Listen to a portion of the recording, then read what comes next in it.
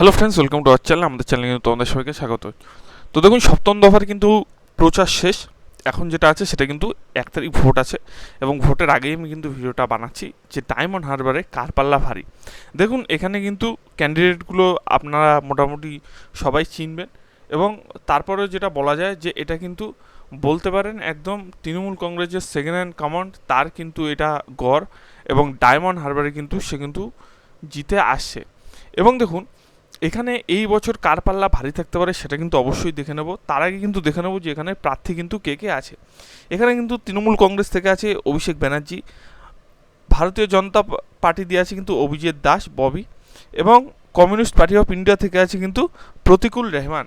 এবং তিনজনই কিন্তু ভালো ক্যান্ডিডেট, এবং তিনজনের মধ্যে এখানে কার পাল্লা এগিয়ে থাকতে পারে, এবং এখানে কী রকম ভোট হয় এবং সব কিছু কিন্তু ডিসকাস করব।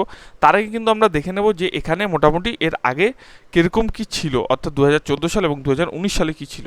দেখুন, 2014 সাল যদি আমরা একটুখানি লক্ষ্য করি, তো দেখুন এখানে কিন্তু টোটাল কিন্তু ভোটার ছিল 15,55,000। মেল ভোটার কিন্তু ছিল 8,16,259, এবং ফিমেল ভোটার কিন্তু ছিল 7,39,655, এবং ভ্যালিড ভোট পড়েছিল কিন্তু 12,50,639টি ভোট, যা কিনা ভোট পার্সেন্টেজের 80.4%।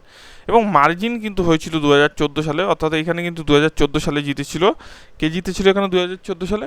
এখানে 2014 সালে কিন্তু জিতেছিল তৃণমূল কংগ্রেস, এবং তৃণমূল কংগ্রেসের কিন্তু 40.7% কিন্তু এখানে ভোটের পার্সেন্টেজ ছিল। সিপিএমের কিন্তু ভোট পার্সেন্টেজ ছিল কিন্তু 35%, বিজেপির কিন্তু ভোট পার্সেন্টেজ ছিল এখানে 16%, কংগ্রেসের কিন্তু ভোট পার্সেন্টেজ ছিল 5%। দেখুন, এখানে সিপিএমের কিন্তু উল্লেখ্য 35% কিন্তু এখানে ছিল, এবং তৃণমূলের কিন্তু 40% ছিল। এবং আমরা যদি কে কত ভোট পেয়েছে সেটাও যদি একবার দেখে নিই, যে এখানে কে কত ভোট কত পার্সেন্ট পেয়েছিল এবং কীরকম কী ভোট ছিল। দেখুন, অভিষেক ব্যানার্জি পেয়েছিল কিন্তু 5,08,441টি ভোট পেয়েছিল। এখানে যে সিপিএমের প্রার্থী হয়েছিল সে কিন্তু পেয়েছিল 4,37,183টি ভোট, এবং বিজেপির কিন্তু অভিজিৎ দাস দাঁড়িয়েছিল, মানে এখন যে দাঁড়িয়েছে 2024 সালে, সে কিন্তু দাঁড়িয়ে 2 লাখ ভোট কিন্তু পেয়েছিল, 2,08,058টি ভোট পেয়েছিল। এবং কংগ্রেসের যে প্রার্থী ছিল সে কিন্তু পেয়েছিল 63,046টি ভোট, এবং নোটা কিন্তু 10,000টি ভোট পেয়েছিল। আরেকটি বিষয় আপনারা যদি লক্ষ্য করে দেখেন, দেখুন 2014 সালে কিন্তু তৃণমূল কংগ্রেস কত ছিল? 34টি ছিল। কংগ্রেস কত ছিল? 4টি ছিল। বিজেপি কটা ছিল? 2টো ছিল। এবং সিপিএম কটা ছিল? 2টি কিন্তু ছিল। এবং আমরা যদি দেখি এখানে কীরকম কী রেজাল্ট হয়েছিল, দেখুন এখানে কিন্তু 2019 সালে আমরা যদি দেখি পুরো উল্টোপাল্টে গেছে। কীরকম উল্টোপাল্টে গেছে দেখুন, এখানে সিপিএম ছিল কিন্তু 34%, এবং বিজেপি ছিল কিন্তু 15%। ঠিক আছে, এখানে উল্টে গেছে কীরকম দেখুন, এখানে হয়েছে কিন্তু বিজেপি 33%, এবং সিপিএম কিন্তু হয়েছে 6.7%। অর্থাৎ সিপিএমের কিন্তু প্রচুর ভোট বিজেপির দিকে গেছে, এবং যে তৃণমূল কংগ্রেস ছিল 40%, সেই তৃণমূল কংগ্রেসের ভোট কিন্তু প্রচুর বেড়ে হয়েছে 56.8%। অর্থাৎ 2019 সালে যেরকম ভোটার সংখ্যা বেড়েছে সেরকম বেড়েছে কিন্তু তৃণমূলের ভোট, প্লাস বিজেপির ভোট বেড়েছে, এবং সিপিএমের ভোট কিন্তু কমে গেছে। এখানে 2019 সালে কিন্তু ছিল 18,73,000 ভোট, এবং মেল ভোটার ছিল 9,56,000, এবং ফিমেল ভোটার ছিল 9,17,000। এবং এখানে কিন্তু বিশাল মার্জিনে কিন্তু জয়লাভ করেছিল অভিষেক ব্যানার্জি 2019 সালে।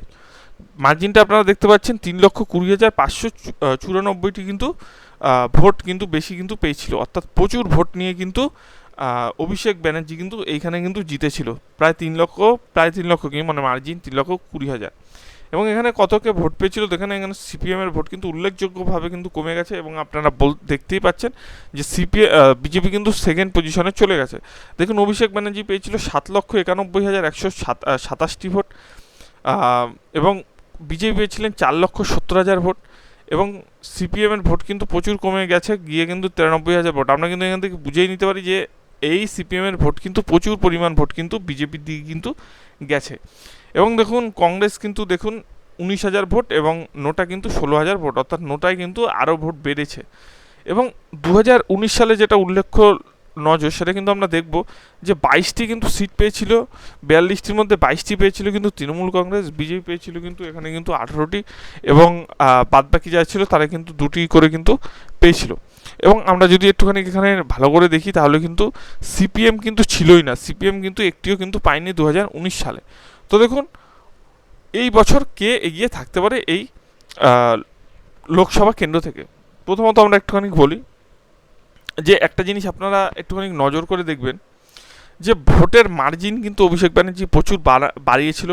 এবং তার মধ্যে আরেকটি জিনিস কিন্তু আপনারা একটুখানি লক্ষ্য করবেন যে দেখুন বিজেপি কিন্তু ছিল 2014 সালে 2 লক্ষ ভোট, বিজেপি কিন্তু পেয়েছিল 2 লক্ষ ভোট, এবং তৃণমূল এবং কিন্তু সিপিএম পেয়েছিল 4,37,000 ভোট। কিন্তু সিপিএম কিন্তু পরে কিন্তু 4 লক্ষ যে 70,000 ভোটটি ছিল প্রায় ছিল, সেই সিপিএমের ভোট কিন্তু নেমে আসে 93,000, অর্থাৎ উল্লেখযোগ্য ভাবে কিন্তু ভোট কমে কিন্তু সিপিএমের। আবার এদিক থেকে বিজেপিও কিন্তু 2 লক্ষ ভোট পায় ওখানে, মানে কিছুটা দেখতে গেলে কিন্তু কিছু কিছু সিপিএমের ভোট কিন্তু তৃণমূলও পেয়েছে, আবার কিছু সিপিএমের ভোট কিন্তু বিজেপির দিকেও কিন্তু গেছে, যেটুক বোঝা যাচ্ছে। এখন দেখুন এইখানে যে 3জন ক্যান্ডিডেট দাঁড়িয়েছে তাদের মধ্যে কে কে এগিয়ে থাকতে পারে, কিন্তু এখানে কিন্তু আরেকটাও কথা শোনা যাচ্ছিল যে এখানে কিন্তু নওয়াজ সিদ্দিকী কিন্তু দাঁড়ানোর কথা, কিন্তু তারপরে সে কিন্তু দাঁড়ায়নি। তারপরে কিন্তু সে অন্য একটা সে কিন্তু অন্য একজনকে কিন্তু দিয়েছে, যে কিনা আইএসএফ এর প্রার্থী কিন্তু হয়েছে। কিন্তু এখানে কি দাঁড়ালে কিছু হতো বা দাঁড়ালে কি কিন্তু কিছু করতে পারতো, তাহলে তার কারণ হচ্ছে কি এখানে কিন্তু একটি ভোট কিন্তু ম্যাটার করছে। এবং সের ফলে দেখুন আমরা যেটা আলোচনা করব যে এইখানে এই বছরের জন্য কে এগিয়ে থাকতে পারে, তার কারণ এখানে কিন্তু একটা হাড্ডাহাড্ডি লোকসভা, এবং আপনারা বুঝতে পারছেন যে এখানে কিন্তু কীরকম কি মোটামুটি থাকতে পারে। তো দেখুন আমরা যদি একটুখানি আলোচনা করি যে এই যে বিজেপির হয়ে যে দাঁড়িয়েছে, ঠিক আছে, বিজেপির হয়ে যে দাঁড়িয়েছে অভিজিৎ দাস ববি, সে কিন্তু আপনারা একটুখানি দেখতে পারবেন 2014 সালেও কিন্তু একবার দাঁড়িয়েছিল, এবং 2014 সালে কিন্তু সে কিন্তু 16.1% কিন্তু ভোট পেয়েছিল, যা কিনা 2 লক্ষর কাছাকাছি কিন্তু ভোট সে কিন্তু পেয়েছিল, 2 লক্ষের ভোট কিন্তু কাছাকাছি সে পেয়েছিল। তারপরে 2019-এ কিন্তু বিজেপি সরকার একটা স্লোগান আনে যে আপকিবার মোদি সরকার, কিন্তু তারপরেও কিন্তু এখানে কিন্তু কিছুই করতে পারেনি ডায়মন্ড হারবারে কিন্তু উল্টা বিজেপি তৃণমূলের ভোট কিন্তু প্রচুর পরিমাণে বেড়েছে, এবং রেকর্ড ভোটে কিন্তু অভিষেক ব্যানার্জি এখান থেকে জয়লাভ করেছে।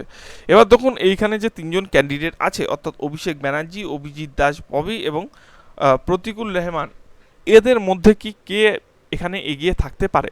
দেখুন আমরা যেটা এখনও বারবার বলবো যে আমাদের যে সমীক্ষাটা করছি এটা কিন্তু হতেও পারে আবার নাও হতে পারে, এমন না যে পুরোপুরি মিলে যাবে, এমন না যে মিলবে না।